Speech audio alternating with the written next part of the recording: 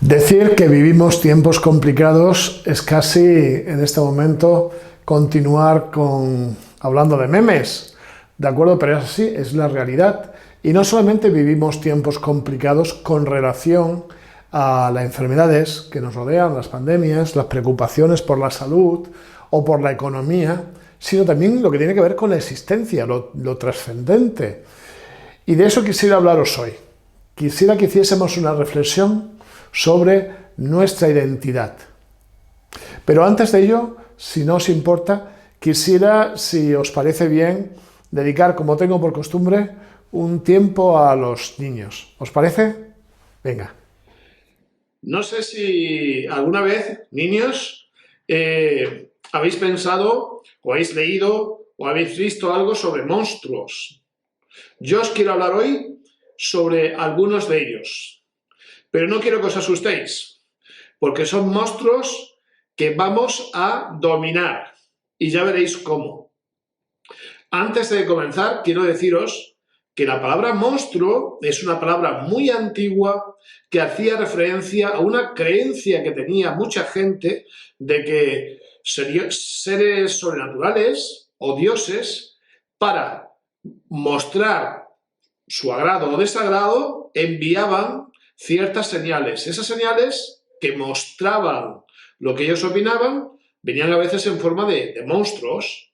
Por eso la palabra monstruo está muy relacionada sobre mostrar algo, sobre decir algo que a lo mejor hay a nuestro alrededor o hay dentro de nosotros para que lo comprendamos. Yo os voy a hablar de algunos de esos monstruos y vosotros tenéis que ir pensando si alguno de ellos tiene que ver algo con vosotros, ¿vale? Estad muy atentos, por favor. Continuamos. Continuamos con esta propuesta que os hago de reflexión esta mañana, es reflexiones sobre nuestra iglesia. Porque no solo pensamos qué somos, cómo estamos, sino en las asociaciones, en los clubs en los que la gente está, en los lugares a donde va, se preguntan, bueno, ¿y esto? ¿Y esto qué sentido tiene? Y lo mismo está sucediendo con nuestra iglesia. ¿Qué sentido tiene? ¿Qué es nuestra iglesia? ¿Cuál es la identidad? Hay gente que explica sus percepciones de lo que es la iglesia, su realidad, pero a veces hay discrepancias sobre esa manera de pensar. Y sobre esto me gustaría que hiciésemos una reflexión. Y para ello quisiera que considerásemos algún concepto previo. No os asustéis. Hace referencia a alguna expresión que no es muy común en nuestro hablar cotidiano, pero que sin embargo nos va a permitir, de acuerdo, a entender mejor cómo podemos comprender la identidad de la Iglesia Cristiana Adventista del Séptimo Día de una mejor manera. Y voy a tomar el método que emplea un escritor, filósofo, filólogo, que es Paul Ricoeur. Paul Ricoeur, planteándose lo que se planteaban desde la antigüedad los mismos griegos, ¿no? Cuando preguntaban ¿qué es un río? Si está todo el tiempo fluyendo, ¿qué es? ¿Qué podemos definir qué es un río? ¿Con qué características? ¿Qué es lo permanente y lo que no es permanente? ¿Y eso qué tiene que ver con su naturaleza, con su forma de ser? Bueno, pues Paul Ricoeur, en un momento haciéndose estos planteamientos, él habla de un concepto que se llama identidad narrativa. Identidad narrativa es un concepto muy interesante porque va a separar dos expresiones que son propias de cuando alguien se preocupa algo, se preocupa en cualquier circunstancia sobre temas vinculados, ¿de acuerdo?, con lo que tiene que ver con lo que somos, cuáles son nuestras características. Y hay dos conceptos que dice Ricoeur que me gustaría que podamos considerar. Primero, mismidad. Segundo, ipseidad. Y te acabarás de desconectar. Pues dirá, esto que me ha dicho Víctor, no lo entiendo. Lo vamos a hacer fácil, ¿de acuerdo? Imagínate que yo te indico que la palabra mismidad es una foto y la palabra ipseidad es un timelapse. Dice, bueno, se sigue complicando. ¿Qué es un timelapse? Pues te voy a explicar lo que es un timelapse, pero luego. Hay gente que mira la identidad de las cosas, su identidad misma, solo en un momento de su vida y en una percepción de su vida. Es como si echase una foto. Y sabéis que una foto varía mucho del fotógrafo. depende quién haga, ¿de acuerdo? Una foto u otra, ¿cómo cambia, verdad? ¿De acuerdo? Los grandes fotógrafos son especialistas en saber ver y en saber tomar las fotos. Por lo tanto, en el concepto de mismidad de una foto, hay cuestiones que tienen que ver con la percepción y con el tiempo. Percepción, por ejemplo. Yo no me veo lo mismo a mí que me pueden ver el resto de personas. De igual manera, cuando yo evalúo instituciones, seguramente la percepción que yo tenga de la Iglesia no siempre va a ser coincidente con la que tengan otras personas. Segunda cuestión relacionada con eso, con mismidad, con la foto. Cuando yo observo fotos de un momento o de otro en el tiempo, vemos cómo cambia la foto. ¿No os ha pasado nunca ir a un sitio que habíais visto hacía muchos años y un mismo edificio ha sido restaurado, remozado, cambiado y teníais una foto de ese edificio y ahora es otra cosa completamente distinta? Hoy yo iría más lejos. Nosotros, ¿verdad? Cuando vemos fotos nuestras del pasado, uno puede decir, oye, ¿qué está pasando? ¿Qué sucede aquí? ¿No? ¿Qué pasa con esta foto? Sin embargo, cuando hablamos de ipseidad, estamos hablando de esa foto de un día y otro y otro y otro y otro a lo largo del tiempo que la juntamos y la vemos toda corrida. Eso se llama hoy día un time-lapse. Mira, voy a dar un ejemplo de uno. Mirad este time-lapse de una chica a lo largo de 20 años de su vida.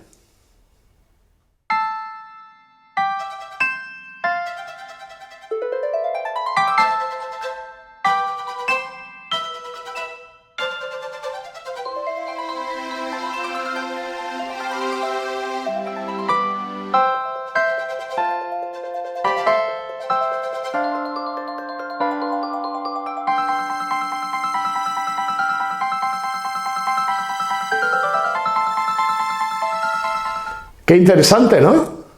Que nuestra vida se pueda reflejar. Hay elementos comunes de esta chica. La forma de sus ojos, la estructura de su piel, ¿de acuerdo? Todas esas fotos juntas, ¿de acuerdo? Se han convertido en algo que trasciende, y que nos habla de lo que ha sido, de la esencia, de lo común a lo largo de toda su existencia. Bueno, pues cuando hablamos de la Iglesia pasa esto. ¿Qué trabajamos? ¿Solo con fotos? Y si trabajamos solo con fotos, ¿qué foto elijo? Fijaos, ahí tenéis dos fotos que son muy características y que nadie diría que no son de nuestra Iglesia. ¿De acuerdo? Una foto de Ellen White y su esposo y una foto del presidente de la Asociación General, el actual presidente, con su esposa. Si alguien viese la foto diría, estas personas no tienen mucho en común, pero sí, hay elementos en común. ¿Cuál es la esencia? La esencia en la que surge y en la que se desarrolla, ¿de acuerdo?, nuestra Iglesia. Vamos a ver. Y tenemos que verlo porque además hay cuestiones que nos conducen a error, ¿no?, cuando solamente vemos la foto. Os voy a dar un ejemplo. A veces en los diferentes lugares donde he viajado he observado cosas que distinguen la Iglesia adventista. Cuestiones, a mi entender, secundarias. Por ejemplo, voy a hablar del concepto de adoración. Cuando viajé por primera vez a Sudamérica me llamó mucho la atención la importancia, la relevancia, la solemnidad de la adoración, sobre todo esas músicas, tipo Heraldo del Rey, cuartetos, muchas veces masculinos, de acuerdo, que hablaban de una adoración con unas características. Me sorprendió mucho la primera experiencia que tuve en Estados Unidos cuando fui a alguna de nuestras congregaciones donde se practicaba, en aquella época, para mí era novedoso, el worship y también la adoración. Y ya no os digo nada, un verano que con Esther tuvimos la oportunidad de ir a Sudáfrica, fue extraordinaria una tarde en que nos invitaron a adorar a Dios haciendo música gospel. Y quizá la más curiosa y exótica de todas fue un sábado que me tocó predicar en Bishkek, en Kirguistán, en nuestra iglesia, la iglesia de tradición kirguís, porque me parecía que estaba en una mezquita. Sin embargo, era una iglesia adventista. Eran fotos distintas, pero yo observaba que entre todos esos actos de adoración habían elementos comunes. Era el time-lapse, era detectar la esencia. ¿Me permitís que pare un momento? Porque quiero dedicar un tiempo a los niños. Gracias. Niños, ahora entre nosotros, os voy a mostrar un monstruo que vais a ver a continuación, que es un monstruo que pensaréis que no lo es, que no es así, pero que a veces pasa. A ver, los monstruos que nosotros tenemos a veces dentro son ese tipo de reacciones que tenemos que decimos, ¿y por qué estoy teniendo esta reacción? Si yo no soy así. A ver, ¿a quién de vosotros no ha pasado que un día estaba con vuestros padres o abuelos y llega alguien que no conocéis y os entra una vergüenza impresionante? Y casi ni habláis, miráis hacia abajo, incluso os ponéis hasta un poquito tontos porque os da tanta vergüenza. ¿Os ha pasado? ¿A que sí, verdad? Pues ese es un monstruo, es el monstruo vergonzoso, que de vez en cuando sale y que hemos aprendido a dominar, porque si somos tan vergonzosos, nos vamos a perder la oportunidad de conocer gente muy interesante en la vida. Así que, si tú tienes ese monstruo, o lo has tenido alguna vez, ¿de acuerdo? Apúntalo, que luego al final te voy a dar un consejo. Sigue atendiendo, ¿eh? Muchas gracias. Volvemos. Yo he pensado en 4 conceptos que para mí reflejan ese time-lapse de nuestra iglesia. Reflejan los conceptos de lo que no ha variado en todas estas décadas, en todos estos tiempos, ¿de acuerdo? Y que forma parte de lo que somos, y si algo de esto no existiera, de lo que dejaríamos de perder nuestra naturaleza como adventistas del séptimo día. El primero es el concepto de iglesia.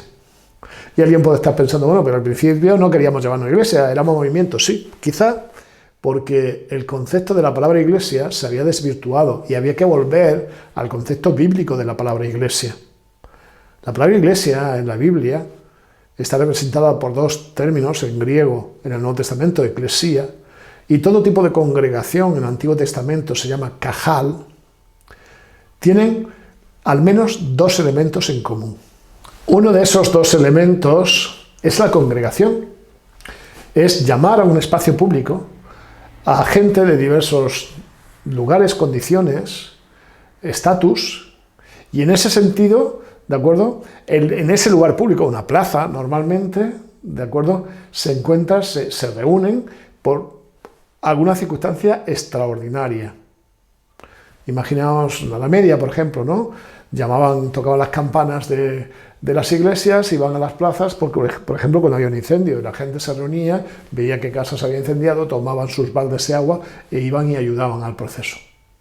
El concepto de iglesia responde a esto, a una congregación, a un espacio de reunión público, donde la gente se fortalece, se instruye, se anima, para. Y esta es la clave. Para. No en. No solo con. Para. La iglesia tiene sentido cuando la iglesia, después de reunirse, de fortalecerse, de adiestrarse, de comprender la voluntad de Dios, lo que a Dios le gusta, sale en misión a ayudar a los demás.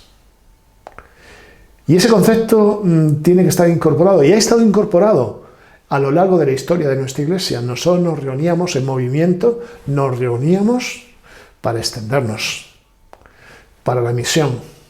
Ya fuese ayudando a las personas más desfavorecidas económicamente o para ayudar a los que no conocen en justicia las bellezas de la palabra de Dios y las oportunidades de futuro. Nosotros somos convocados en oportunidad para salir a dar oportunidades. Somos facilitadores en el proceso de la salvación. Eso significa ser iglesia. Y eso ha sido nuestra iglesia a lo largo de la historia. ¿Me permitís que haga una comparación con el monstruo de los niños? No sé por qué. De tanto en tanto y cada vez más frecuentemente nos aflora el monstruo vergonzoso. Nos da vergüenza, fuera de nuestros espacios de confort o de comodidad, hablar acerca de lo que somos. Lo veo no solo en gente joven, que no sabe muy bien dónde se encuentra y que a veces sufre conflictos en espacios exteriores. Lo veo en gente mayor también. Parece que en Europa, cuando salimos, de la iglesia ya salimos derrotados.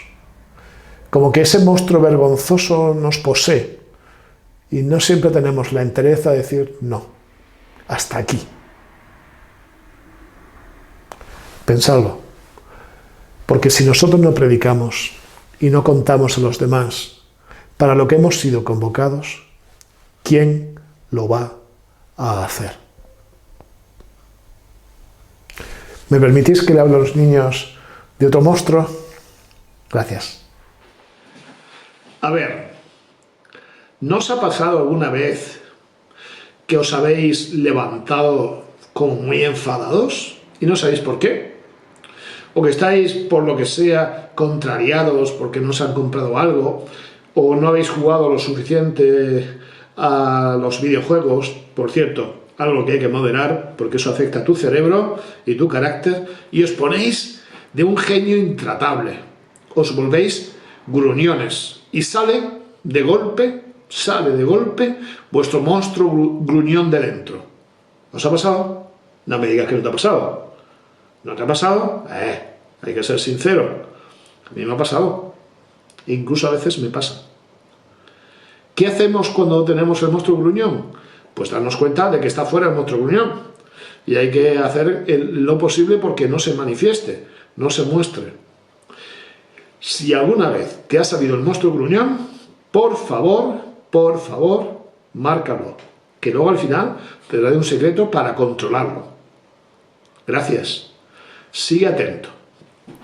Luego haremos algún comentario de este monstruo, ¿no? Vamos al segundo concepto. Iglesia, movimiento, gente que se encuentra para salir al encuentro de los demás. Segundo concepto, cristiana. Nosotros somos seguidores de Cristo y esto es básico. Nosotros no vivimos en la cristiandad, vivimos el cristianismo y hay una diferencia. Nosotros seguimos el mensaje de Jesús, lo interiorizamos, lo comprendemos y lo predicamos.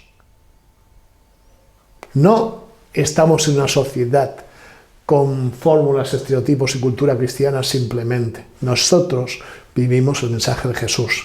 Y el mensaje de Jesús, en esencia, es fácil. Cuando él le pregunta por esa esencia, él dice que el mayor de los mandatos tiene que ver con el amor. Amar a Dios, interesante, y amar a los demás. De igual manera que nos amamos a nosotros. Hay que amar. Y ese es el primer concepto básico. Ya sé que la palabra puede estar en ocasiones manida, demasiado usada, incluso la consideremos vacía. Pero hemos de revitalizar esa palabra. Hemos de revitalizar el concepto del amor. Porque Dios es amor. Y porque Cristo, sobre todo, vino a explicarnos que su Padre era así, que Él era así. Y que Él amaba como nadie. Y el segundo concepto que nosotros vivimos, o debiéramos vivir, es el de redención. Cristo vino a este mundo y murió por nosotros. Cristo es nuestro Salvador porque gracias a Él, a su sangre, nosotros tenemos oportunidad y vamos a ser salvos.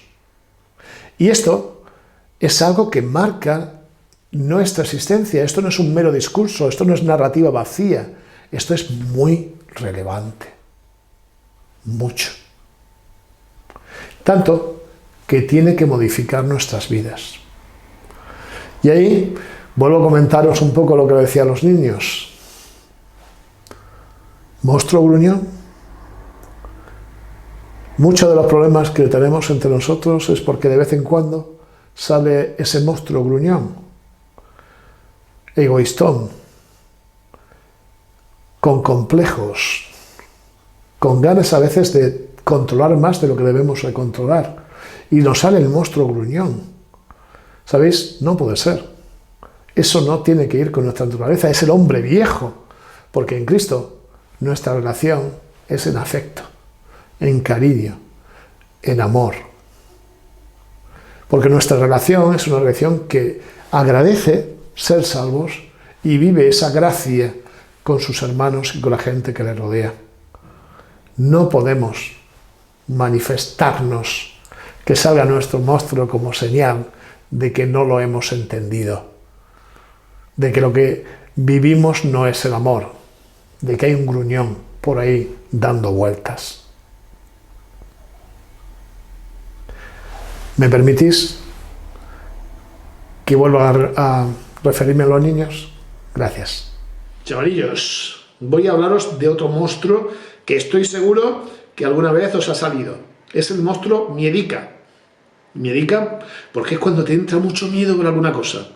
Yo sé que hasta los niños más valientes y las niñas más valientes en algún momento les sale el miedica. No voy a dar ejemplos para que nadie le entre luego susto, ¿de acuerdo? Pero no ha pasado que estáis muy temerosos y hasta que vienen vuestros padres o alguien que sabéis que estáis protegido con esa persona, un hermano mayor, un amigo, quien sea, os entra un miedo terrible. A mí me ha pasado muchas veces, más de lo que quisiera, y a veces por culpa de ver cosas que no tendría que haber visto, lo que me entra mucho miedo, sobre todo por la noche. Si alguna vez te ha salido el monstruo miedica, anótalo, que después te voy a dar la solución para controlarlo. Gracias. Sigue atento. Adventista sería el siguiente concepto. Vas a decir, bueno, Víctor, es obvio, es adventista, incluso adventista lo usamos tanto que a veces casi pierde el sentido. Bueno, es que adventista, la expresión que viene de venida, ¿de acuerdo? Es la continuidad natural de creer en Cristo. Cristo vino, murió, resucitó y volverá. El decir que yo soy adventista ha estado siempre vinculado con nosotros. Surge de nuestra iglesia, aunque fuese con un chasco, pero surge con nuestra iglesia y se desarrolla en la esperanza. La esperanza marca nuestra existencia. La esperanza nos diferencia de los demás. En este momento de enfermedades, en este momento de pandemia, ¿de acuerdo? La esperanza a nosotros nos da una visión distinta. Tenemos una cosmovisión del mundo diferente. Tenemos confianza. Por cierto, es una confianza que no nos podemos callar, que tenemos que comentar a los demás, porque ellos, muchos de ellos, se dejan abandonar en el hedonismo y en el escapismo porque su esperanza es corta, y cada vez más corta con la pandemia. Nosotros tenemos una esperanza de la venida de Cristo en la que todo esto se acaba y estamos en la nueva tierra. Nuestra esperanza no es catastrofista. Nuestra esperanza es sumamente beneficiosa, benigna. Y esa esperanza tiene que cambiar nuestra como visión. Yo no puedo vivir de elementos simplemente materiales, porque a lo que yo aspiro es a otra cosa. Yo aspiro a tener las cosas que a Dios le gustan, sobre todo relaciones sanas y saludables, que se perpetúen por la eternidad. Y en ese sentido, en ocasiones me preocupa cuando hacemos incidencia en ese apocalipticismo de la persecución, de lo malo, de lo negativo, del final de los tiempos. Está claro, va a haber persecución y van a haber problemas, pero que no aflore, por favor, el monstruo miedica. Ese pavor, ¿por qué va a pasar en el futuro? Si nosotros tenemos esperanza, una esperanza en Dios, que es un Dios todopoderoso, una esperanza en que todo va a acabar bien, porque sus promesas en el pasado y en el presente se han cumplido y se van a cumplir en el futuro. Y Él nos dice que esto se resuelve positivamente. Ahora, si en ocasiones te aterra algo, tienes pavor, tienes ansiedad, ponte en manos de Dios. Ora, encuéntrate con Él, porque Él todo lo puede. Él da consuelo y sobre todo da certezas. ¿Me permitís que tenga un momentito, el último momentito con los niños? Gracias. A ver, ahora os quiero hablar del monstruo creído. A ver si os ha pasado alguna vez. ¿No os ha pasado alguna vez que alguien os ha dicho lo bien que hacéis algo una y otra vez? Y, no sé, lo bien que cocináis galletas, o lo bien que estudiáis en clase, o lo bien que jugáis al fútbol, ¿de acuerdo? O lo bien que pintáis. y en un momento dado os lo habéis creído. Y os lo habéis creído tanto que incluso miráis a los demás como diciendo, "Oh, yo soy más listo, yo pinto mejor, yo juego a fútbol mejor que nadie". Ese es el monstruo creído, que sale de vez en cuando. Si alguna vez te ha salido, tienes que dominarlo, porque el monstruo creído, ¿sabes?, te da una imagen de ti que no es verdad. Porque todos somos buenos en algo, porque Dios nos dio a todos muchas capacidades, pero también hay gente que es mejor que nosotros en otras cosas. Y no pasa nada.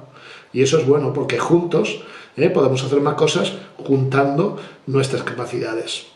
Así que si este monstruo te ha salido alguna vez, márcalo, que vamos a trabajar con ese concepto. Seguimos. Alguno ya estará haciendo alguna asociación, adelantándose a lo que voy a decir después. Bien, bien. Sois gente inteligente. Me gusta.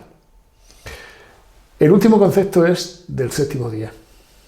Es decir, visto del séptimo día, de hecho a veces hasta suena raro, ¿no? Yo soy adventista del séptimo día. Guardo el sábado. Celebro el sábado, que tendría que ser la expresión, ¿no? Decir que somos del séptimo día y que lo hemos sido a lo largo de la historia, aunque en ocasiones se nos haya acusado o tildado de judaizantes, es mucho más profundo de lo que mucha gente piensa. Ser del séptimo día implica, en primer lugar, como dice muy bien el texto bíblico, ¿de acuerdo?, que el sábado está vinculado con la creación. Y si hay una creación es porque hay un creador. En realidad, el énfasis de toda la semana de la creación está en Elohim, en Dios que crea.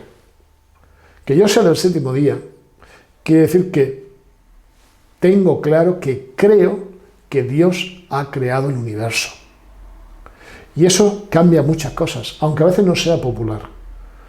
Que yo crea que Dios es el Dios creador me da a mí una perspectiva de criatura, lo que es muy sano, lo que es muy saludable, lo que me permite que no tenga el deseo, ¿no?, de hacer las cosas sin el apoyo y las propuestas de Dios. Y un segundo concepto del sábado es que Dios anhela que cesemos nuestros tiempos, nuestras condiciones, para estar con Él, para disfrutar con Él. Yo pienso en muchas ocasiones que esto es como, no sé si habéis visto los pisos piloto de las urbanizaciones. Uno va y ve una casa y se imagina cómo van a ser todas las demás casas. Bueno, pues para mí el sábado, en este momento de la historia, es como el piso piloto de la eternidad. Lo que vivimos el sábado, lo que debiéramos vivir el sábado es tan intenso, tan agradable, tan positivo, que hace que nosotros deseemos, ¿de acuerdo?, vivir en ese espacio, en ese tiempo, vivir con Dios constantemente.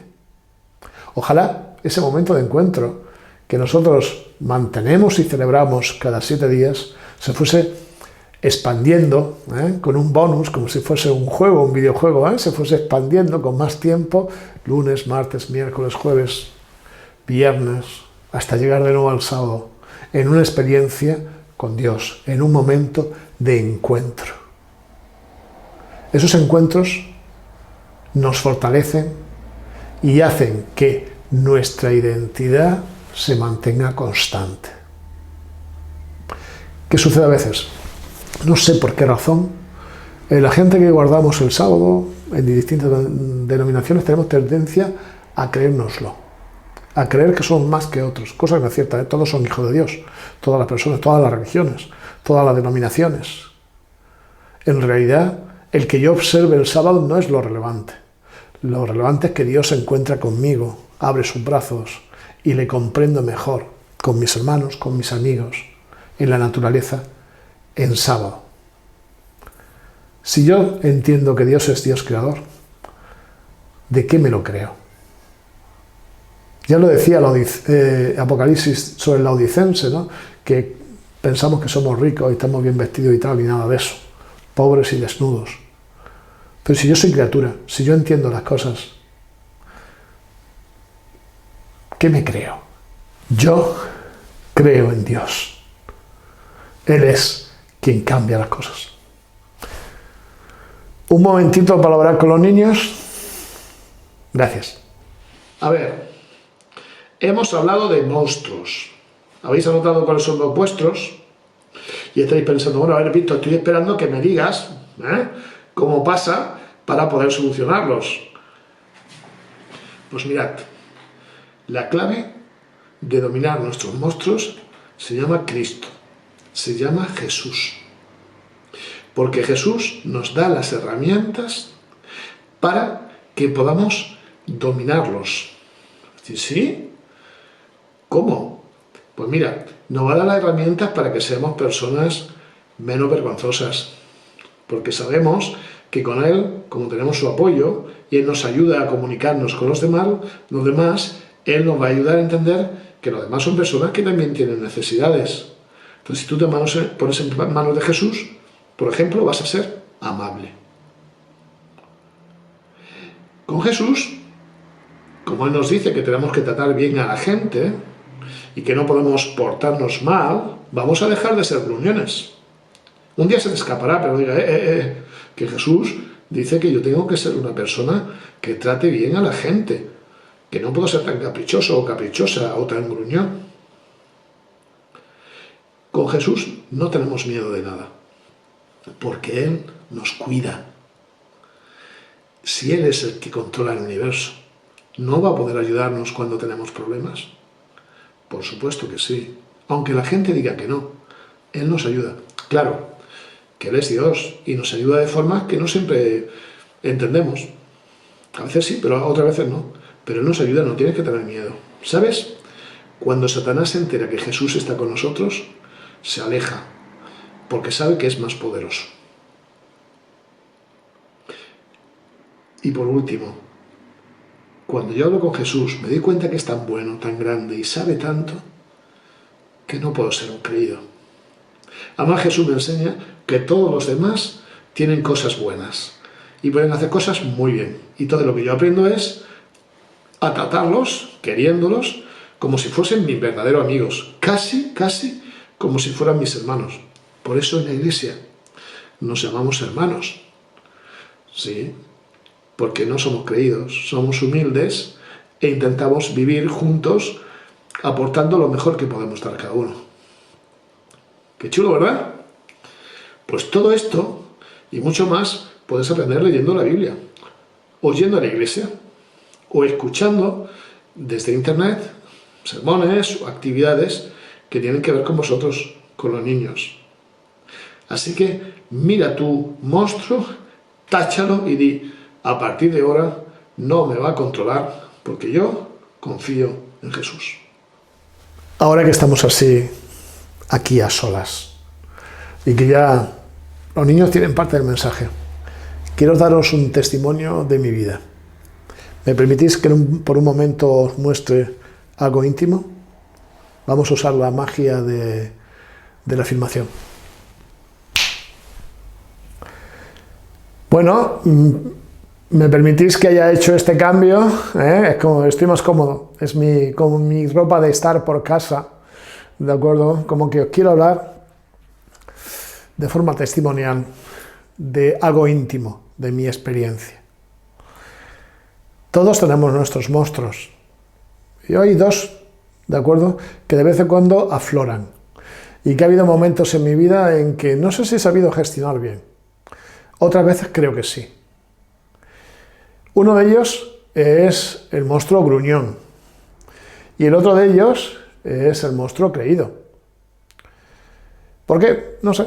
Cada uno tenemos nuestro temperamento, ¿no? Seguramente el primero se deba a mi temperamento del Mediterráneo, vehemente, que en ocasiones no sabe controlar o no ha sabido controlar. Y el otro tiene que ver pues con algo que suele ser una deformación profesional, que nos pasa a los académicos, que nos creemos más de lo que somos. Pues bueno, yo a pesar de que a veces la iglesia, la identidad de la iglesia, puede presentarme fotos que a mí no me hayan gustado en el pasado, o incluso en el presente, cuando yo mido el time-lapse de cómo me ha ayudado Dios a través de mi iglesia, veo con certeza que me ha ayudado a comprender mejor cómo es Jesús y por lo tanto a dominar mis hombres viejos, mis monstruos. Así que os quiero enseñar una cosa en este momento, ¿eh? A ver si se ve bien, si no os la explico. ¿Me permitís? Esto es como muy profético, como muy del Antiguo Testamento, es como que os estoy abriendo mi interior, ¿no? Ahí tenéis a uno de mis monstruos, que de vez en cuando aflora. Con el tiempo, he aprendido a decirle a la gente que yo no soy gruñón, ni quiero serlo, ni soy creído, ni quiero serlo, porque Cristo está en mi vida. Así que de forma jocosa, para no estar todo el día en plan espiritualoide, digo que no soy gruñón, sino que tengo bajo el azúcar. Pero en el fondo, como os pasa a todos vosotros, lo que estoy intentando, y ojalá vosotros también lo intentéis, es dominar mis monstruos con el apoyo de Jesús. Y a Jesús lo veo a través de mi iglesia. No de la foto de una iglesia puntual en un momento del tiempo, sino de esa película que me hace comprender que mi iglesia es el medio para ayudarme a encontrarme con Jesús, que es quien cambia el carácter. Un momento de intimidad. Seguimos con el sermón. De nuevo, con ropa de día de predicación. Como las fotos de hoy día nos indican que tenemos que estar. Quiero deciros que la iglesia, cuando es lo que es muy saludable. Mucho. Pero la iglesia tiene que mantener su identidad. A mí hay una frase que me gusta mucho de Ricoeur, cuando habla de todo esto que os decía, Paul Ricoeur, él dice, fijaos, qué texto tan bonito. El paradigma de la identidad ipse sería para mí la promesa. Debe mantenerse por más que uno haya cambiado. Equivale a la identidad voluntaria, deseada, afirmada, sin tener en cuenta los cambios. ¡Qué idea tan bonita! ¡Qué extraordinario! Nosotros tenemos que mantener la promesa de lo esencial, de forma voluntaria, de forma anhelada, deseada y con certeza, de forma afirmada. Cuando yo miro estos conceptos a lo largo de nuestra historia, veo que esa es nuestra ipseidad, que eso es lo que somos, que eso es lo que no podemos perder, que hemos de mantener la promesa de querer ser gente que se reúne para dar, gente que entiende que el mensaje es el mensaje de Jesús y no solamente es un discurso, es una vivencia, gente que espera y que espera mirando al cielo, pero a la vez ayudando a la gente que le rodea, y gente que comprende que son criaturas y que el Señor, ¿de acuerdo?, es quien lo puede todo, que deseamos encontrarnos con Él. Hay un texto, para mí, que lo hemos cantado algunas veces en algunas canciones, de Romanos, de Pablo, Romanos 8, que quisiera compartir contigo, porque es relevante y porque habla de todo esto. Habla de cómo podemos mantener esa promesa, quién es la clave. ¿Recordáis cuando decía a los niños cómo superar el tema de los monstruos? Mira lo que dice Pablo. En todas estas cosas, estoy en el versículo 37 de Romanos 8, somos más que vencedores por medio de aquel que nos amó.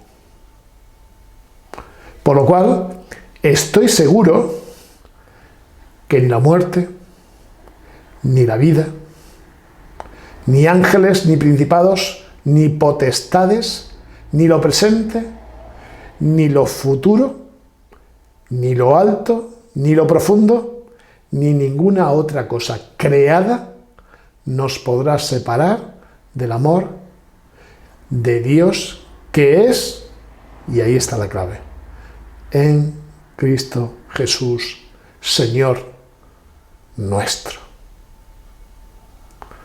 Pablo afirma que podemos vivir en identidad con la certeza de que Jesús está ahí, de que la promesa se puede mantener por Él, porque no hay cosa creada que pueda impedir que nosotros vivamos esa esperanza y esa identidad.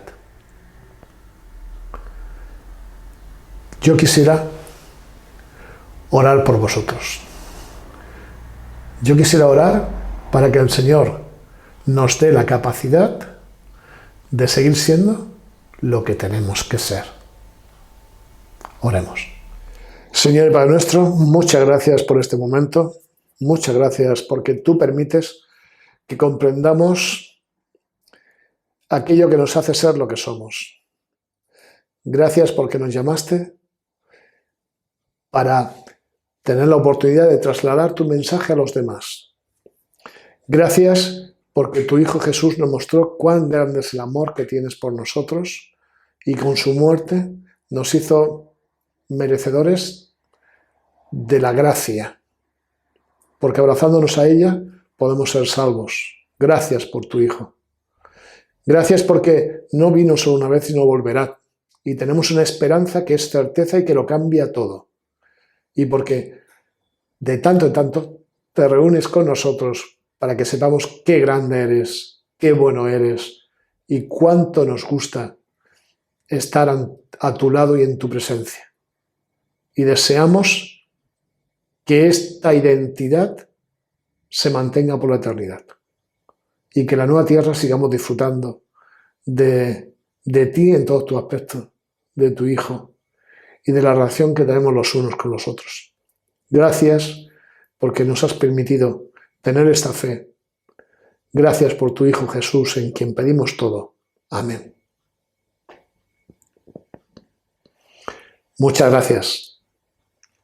Nos vemos.